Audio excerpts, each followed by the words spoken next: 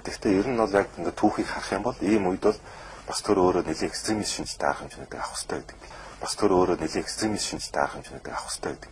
Жишээлбэл хятад ард улс гэхэд сая энэ авилгатай тэмцэх хүрээндээ 16,000 орчим авилгачдыг бол цаазаарсан байна шүү дээ. Сая судалгаа гарч ирж байна.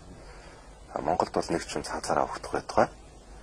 Одоо 5 жилээс дээш ял аваад бас сууж ийнэ үгүй гэдэг асуулт руу орж шүү дээ. Тэгэхээр ер нь бол би бол энэ бол миний хувийн итгэл юм шиг л. Би бол цаазаар авах халыг бол зарим зүйл дээр бол тодорхой хугацаанд хэрэглэх ёстой гэж үздэг. Би бол цаазаар авах халыг бол зарим зүйл дээр бол тодорхой хугацаанд хэрэглэх ёстой гэж үздэг. Зарим зүйл дээр бол тодорхой хугацаанд хэрэглэх ёстой гэж үздэг. Жишээл авилгалын хэрэгтэй. Тодорхой том толгой авилгачдаг бол Монголын төр бас цаазаар авах юм шаардлага байхыг би үүсэхгүй. Би бол бас энэ хийх ёстой гэж үзэж байгаа. Тэгэхгүйгээр зүгээр ингэ толгой илээд хүний эрхэнд яриад энд арчлал яриад энд бол хэрэггүй.